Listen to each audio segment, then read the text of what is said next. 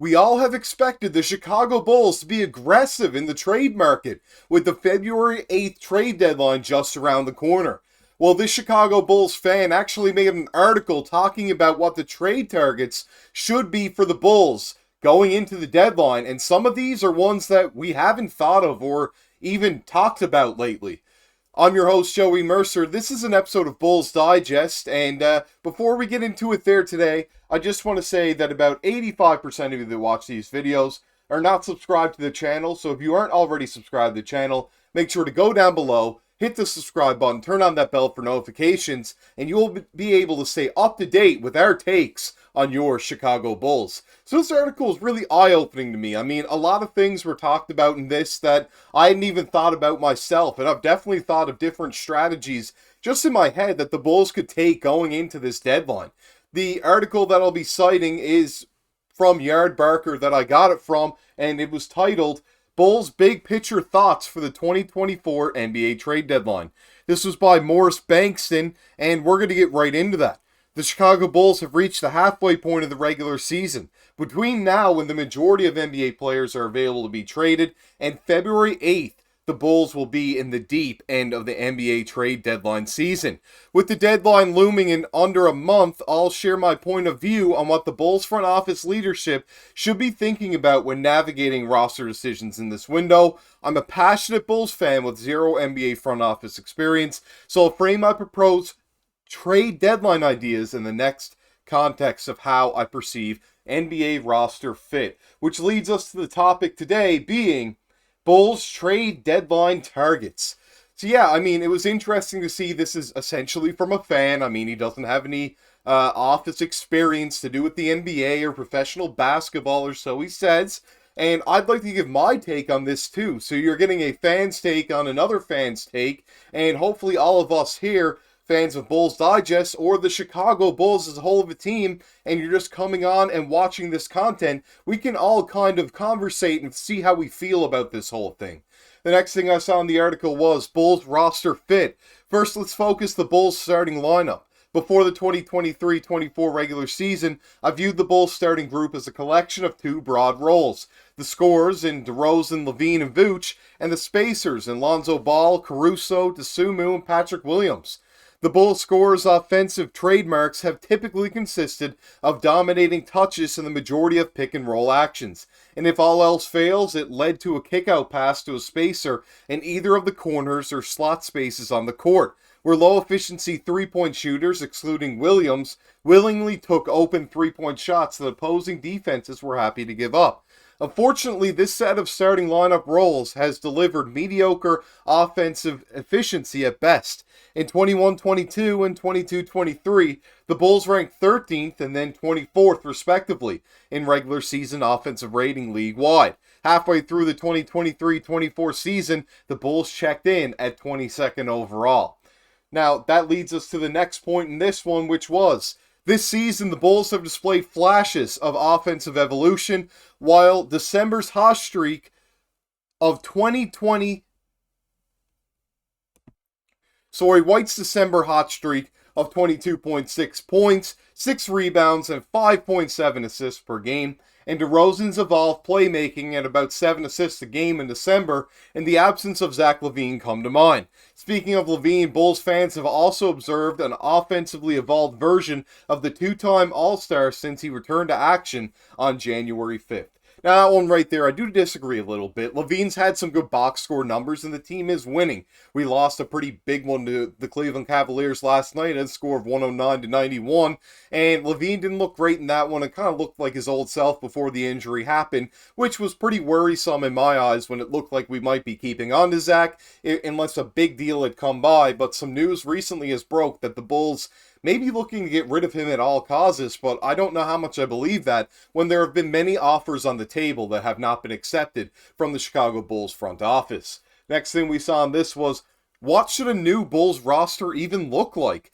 As the 2024 NBA trade deadline approaches, I propose the Bulls rethink the offensive roles of the starting lineup in the following assignments. One high-usage primary ball handler, the secondary ball handler, a big rim-attacking roll man, one 3-and-D floor spacer, and one low-usage cutter. Interesting takes there for sure. When it comes to the low usage cutter, I mean, you should be able to get that just about anywhere. Most teams have it, and expendable at that. When it comes to the ball handler, I think that's Coby White. We just need to get him some help if we're moving on from Zach Lavine, and that shouldn't be DeMar DeRozan as he's a forward. Should be another guy in the backcourt that can take the playmaking roles off of Coby White and maybe run the 2 or the 1 if they want to get a little bit funky with Coby White at the 2 and see if he can run some plays himself. When it comes to the 3-and-D player, that should be Patrick Williams, but he hasn't been able to be consistent enough to be considered that on every single night. When it comes to the roll man at the rim, Drummond just doesn't quite have the foot speed for that asset, so maybe we should go out and get a guy for that maybe can play power forward, and maybe it isn't necessarily a center, and they might leave alone Vooch and Drummond as the 2-center rotation, or a third-string guy can come in case injuries happen, or if on a night Drummond isn't the look that you're looking for and Vooch is struggling a little bit, this guy can come in. Maybe that's the idea that they go for. Next thing we saw was, looking at the Bulls' current roster construction, Coby White should occupy the high-usage primary ball handler role, like I just mentioned. For context, I define high usage as a rate of 25% or higher. Through 41 games, White had a 22.1 usage rate, and I suspect one of Zach Lavine, DeRozan, or Vooch, all 20+% usage rate players, will have to be traded in order to boost White's usage rate to 25% this season and beyond. The secondary ball handler role has become a critical roster construction consideration due to the emergence of White's consistent three-point scoring, which strongly depends on assisted shot opportunities. And that's very true. I mean, Coby White is way better off the catch than he's off the dribble. Now, he's still a very good scorer off the dribble from three-point land, but you'd rather him catch and shoot. Why would you not rather a three-point shooter catch and shoot unless they're Steph Curry? But even in Steph Curry's situation there, I mean, if he's catching and shooting in the corner up top, it's still a higher percent shot than when he has to take ones off the dribble, but he's just so good at both. The next thing that we saw in this was, through 41 games of the 2023-24 season, 85% of White's made three-point shots were assisted. As for the low-usage cutter role, Patrick Williams should return to the starting lineup. Yes, Williams is an efficient three-point shooter at 41% through 41 games on a low volume of attempts at 3.2 per game, but his three-point shooting likely won't be a primary feature of the Bulls' offense anytime soon, so I'd rather see him carry a light offensive load and focus on growing into an elite defensive anchor. Read All-NBA defender of the starting lineup. In my observation, this proposal can only happen if the Bulls are willing to trade Alex Caruso at the deadline. The secondary ball handler, rim-rolling big, and 3-and-D spacer roles should be addressed via trade deadline targets. DeMar DeRozan is a great ball handler complement to White's offense, but he's 34 years old and on an expiring contract. I'd like to see a younger secondary ball handler who can start alongside White for the next 3 seasons. Malik Monk of the Sacramento Kings or Austin Reeves of the Lakers come to mind as potential candidates to fill this role. Now, one thing I gotta mention there, we don't have to go out and get a guy like Monk or Austin Reeves to be a ball handler. There's lots of people around the league that could fill that role, and we wouldn't have to even get rid of Alex Caruso. That's the one bit of beef that I kind of have with this article, is them saying to just trade Caruso, when Bulls front staff has come out and said that he's basically an untouchable. I'd rather hold on to Caruso by all means and not have Patrick Williams be that guy who's the cutter. If Caruso's the cutter on offense, so be it. He can knock down a 3 if he needs to, but obviously it's not the main thing we want Alex Caruso doing. I just want him to focus on the defensive side of the ball and just knock down shots if needed offensively. He doesn't need to be an offensive threat is basically what I'm trying to say, and I do understand he's not that great of a playmaker or ball handler, but he is so versatile on the offensive end still, and defensively he's one of the best players in the league at that, and that's just based on my own opinion. Now, when it comes to Patrick Williams, I do understand the whole, let's not get him involved in the offense as much, and I do agree with that. He should develop his defensive game a little bit more, focus on that end of the floor, and I see that that's why they want to move Alex Caruso. But maybe the deal is not to move Caruso and have him be more of a mentor to Williams if he hasn't been already. Maybe just keep both the guys around, because Caruso's a guard and Williams is a wing. So they're 2 different positions, or should be playing that. I know Caruso has played some small forward, but he's a bit small for my liking at that position, and that's really where Patrick Williams should be playing. Play Caruso at the 2, Williams at the 3, even if they both had to come off the bench. if other trades were made. I think that could be something to really develop Williams in the next coming years. And as far as DeRozan goes, move him for value on that expiring contract for sure, and that could be where we get that secondary ball handler. It doesn't have to be Monk or Reeves. It could just be a guy who is solid at that, where Kobe White just needs someone passing him the ball. I would look to get somebody like maybe Jose Alvarado would be a solid choice from the Pelicans if they are willing to give up on him, and that's just a first name that comes to mind. Anybody else, really, I wouldn't want to pay too much for that ball handler playmaking role. If you could get somebody older like Mike Conley, it wouldn't fit this team. You'd want somebody at least somewhat young, so Alvarado would be a solid fit, just off the top of my head. If you'd like somebody defensive that could play make DeLon Wright is a solid option, and I don't feel like we'd have to pay much, but the ultimate guy that I think we'd like to get there next to Kobe White would be Tyus Jones. I feel like he'd be a great fit for us here at the Chicago Bulls. Next thing we saw on this was, my ideal rim-rolling big target for the Bulls is Nick Claxton.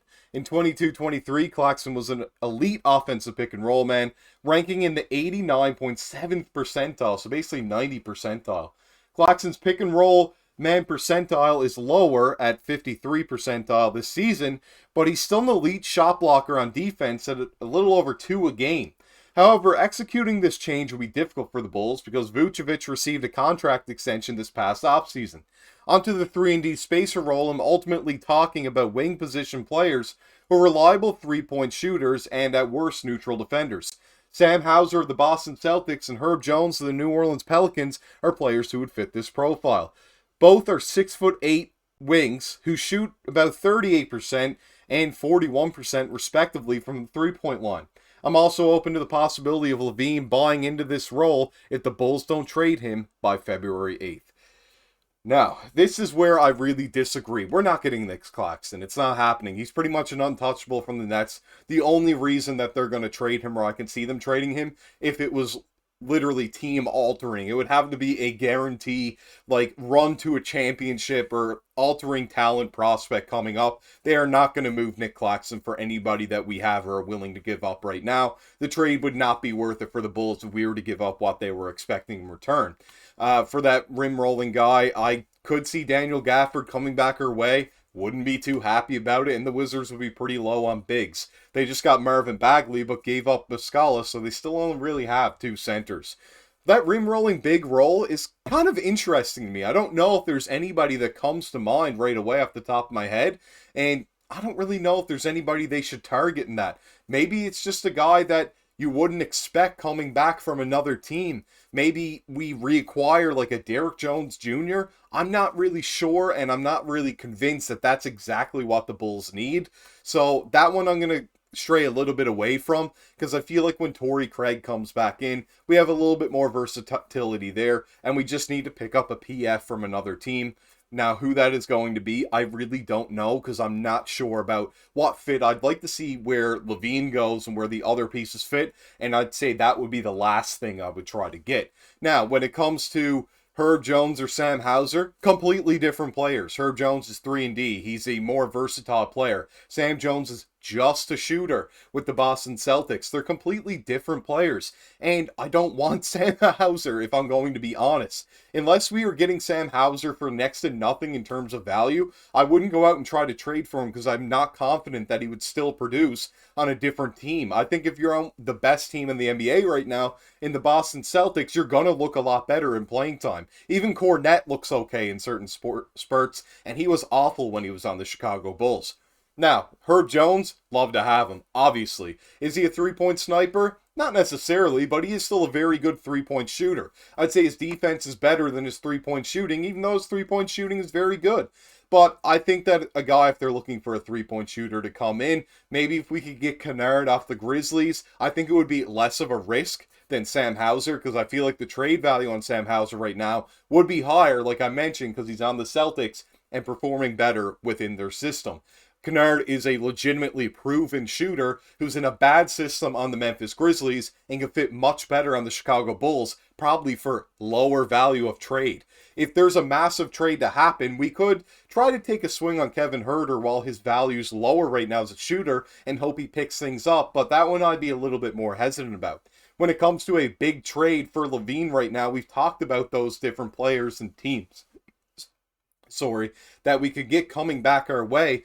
But realistically, I think that the Lakers are going to be a top team for Lavine, which could include Austin Reeves, D'Angelo Russell, or Rui Hachimura, or maybe two of the three. And if it's the two of the three, it would probably be Rui and D'Angelo, which I'd still be fine with. I mean, they're both very solid basketball players, could fill two positions as opposed to one on the court, and probably help us out a little bit on the defensive end as well, where Lavine lacks for us. So that's an interesting take on that as well. Last thing we saw on this was, overall, I like to see the Bulls be strategic in their trade deadline approach, whether that entails moves or players retained. Between now and the deadline, rumors and mock trades will fly left and right, but this philosophical direction should be at the core of the Bulls roster construction decisions for the remainder of the 2023-24 season and beyond. Yes and no. Like I said, there are some things I definitely agree with in this. We're not getting Nick Claxton. We shouldn't go out and get Herb Jones or Sam Hauser, because if we can get Herb Jones somehow, by all means, yes. I feel like the trade value is going to be way too high. Sam Hauser right now is definitely overvalued because of the system, like I just mentioned, and we're not going to get Malik Monk or Austin Reeves because the trade value on Reeves is very high, and Monk is probably a little bit too high just because they like him in that system in Kings. So yeah, that's my take here on Bulls Digest. So I hope you guys enjoyed the video there today. Make sure if you did to go down below, like and comment on the video. I love to hear from all of you here at Bulls Digest. We love it. And yeah, make sure to subscribe to the channel, turn on the bell for notifications, and I'll see you all in the next one.